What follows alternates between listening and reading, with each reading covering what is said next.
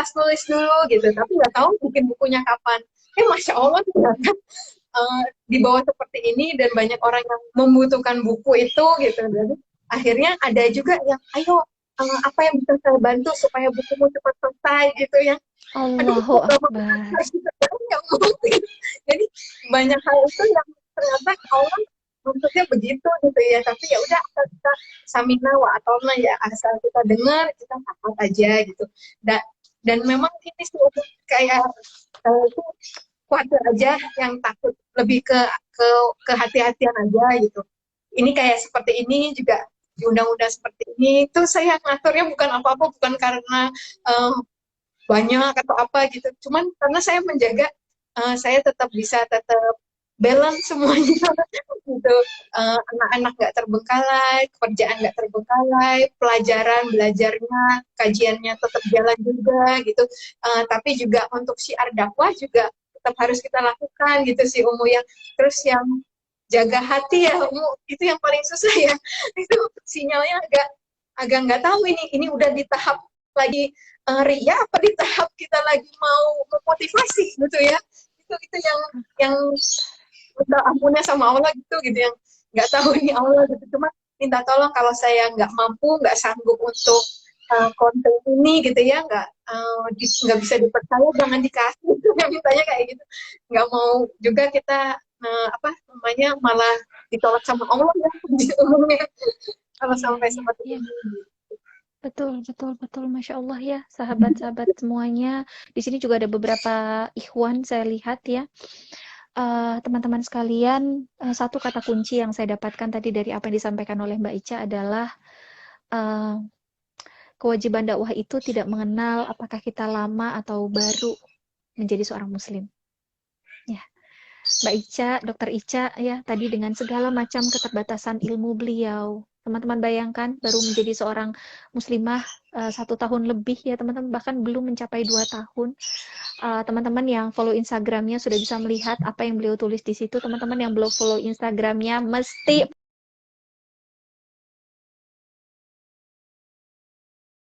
follow Instagramnya Dokter Karisa ya.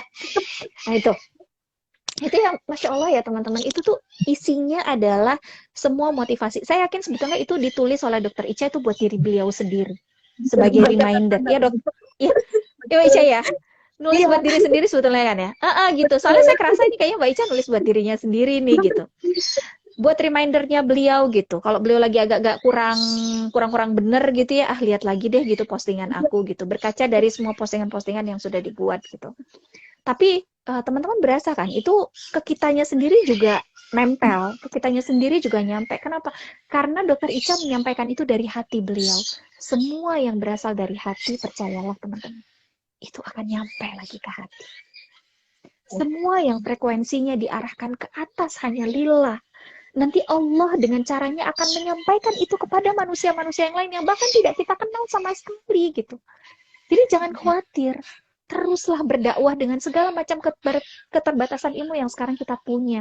Saya yakin mayoritas kita yang sedang ada di sini di live IG ini, mayoritas dari kita sudah muslim dari lahir.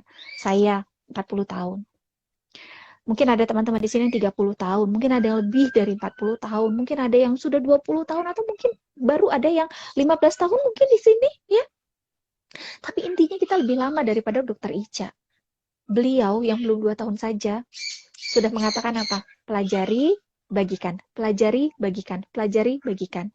Nah, kita belajar, disimpan. Terakhir, lupa. Ilmu itu berkahnya pada saat dibagi. Ilmu itu akan lebih lama nempel kalau kita bagi.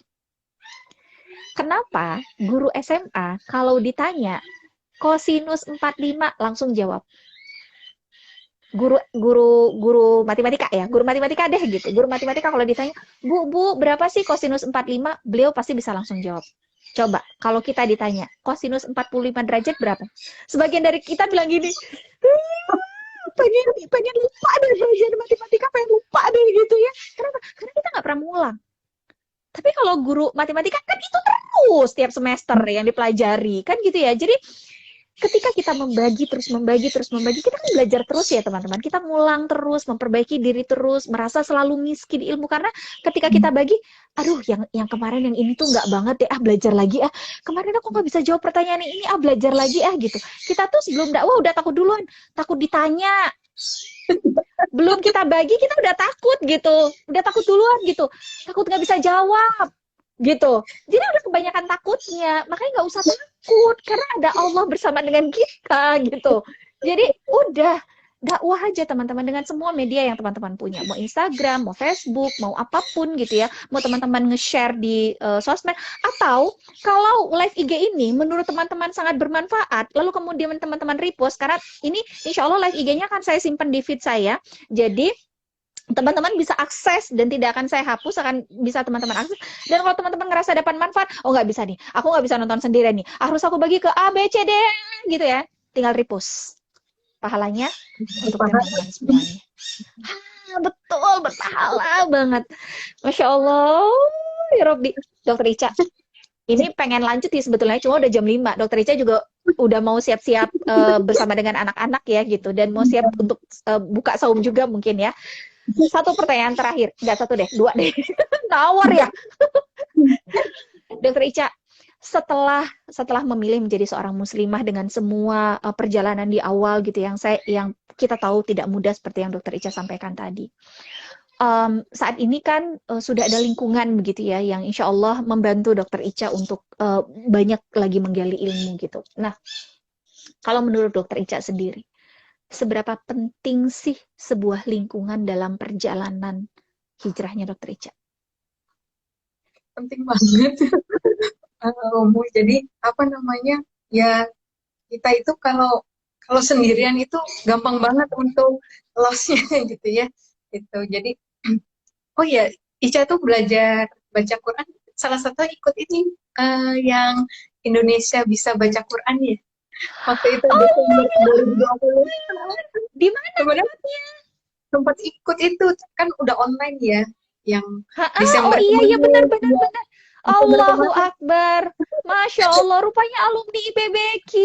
Ya Allah. Allahu Akbar, barakallah. Jadi tersanjung loh saya, teman-teman. UFK juga pasti tersanjung nih kalau tahu kalau Dokter Ica alumninya IPBK. Karena habis keluar dari ponpes itu kan 3 bulan, kemudian dipinjami rumah teman 4 bulan. Nah itu Ica nggak ketemu ustazah langsung kan yang ngajar, jadi ikut beberapa kelas itu termasuk baca IBBK itu. Nah terus kalau yang tadi seberapa penting, itu penting banget karena apalagi untuk yang mualaf seperti ini ya, umum. Nah itu kadang kan banyak ya ide yang ditawarkan yang seolah-olah itu Islam, ternyata bukan. Nah itu kita kadang konsultasi apa semuanya yaitu dengan guru-guru gitu. Kemudian untuk tadi rutin mengkatamkan Quran gitu, itu karena bergabung itu dengan Mualaf Center itu ada ngaji setiap Bada Isya itu, kalau seperti ini 1 hari 1 juz gitu. Kemarin waktu Zulhijjah 1 hari 3 juz karena ngejar yang 10 hari pertama itu supaya bisa khatam gitu. Jadi kalau saya sendirian mungkin kan bisa bisa ntar lah gitu ya, kasih excuse ke diri sendiri untuk ya udah ntar aja, besok aja, ditunda.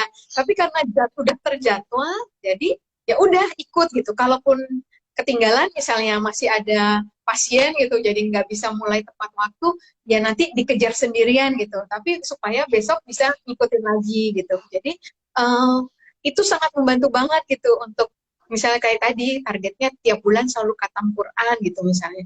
Nah itu kalau sendirian mungkin banyak alasannya. Tapi karena bersama-sama itu jadi diingetin terus di grup, nanti ya 19.30 gitu, nanti ya juga juz 9 seperti itu sih umum gitu ya. Kalau tanpa tadi guru-guru, tanpa sahabat-sahabat di majelis ilmu, itu mungkin kita akan gampang sekali untuk lalai. Ya, betul sekali teman-teman. Lingkungan dia sangat berpengaruh dalam dalam perubahan kita ya, atau dalam stucknya kita. Jadi kita mau stuck atau kita mau berubah atau malah kita mundur ke belakang, itu semua salah satu faktor terbesarnya adalah lingkungan. Makanya kenapa Rasulullah SAW dalam salah satu hadisnya beliau mengatakan bahwa kalau kamu gaulnya sama tukang parfum ya bakal kena ciprat parfumnya lah sedikit ya, walaupun sedikit. Tapi kalau kamu gabungnya sama tukang pandai besi, kalau sekarang mungkin kayak tukang las gitu ya teman-teman. Ya kamu sedikit banyak kan kena ciprat apinya lah. Siapa suruh temenannya sama tukang las itu. Jadi kalau kita temenan sama tukang jagal kambing, ya minimal bau-bau kambingnya nyampe lah ke kita. Bau kambingnya teman-teman nyampe nih di kita nih. Artinya lingkungan itu sangat berpengaruh dan akan sangat mempengaruhi perubahan kita. Maka pastikan kita berada di dalam lingkungan orang-orang soli yang mensupport, yang mendukung gitu ya. Kemudian yang membantu kita menguatkan akidah dan bisa membersamai kita gitu ya secara intensif. Nah, itu sebabnya kenapa teman-teman Cinta Quran Foundation itu membuat sebuah event Amazing Muharram namanya Dokter Ica. Nanti Dokter Ica harus ikut. Ikut acara Amazing Muharram. Kenapa teman-teman? Karena di acara Amazing Muharram ini ya, ini kita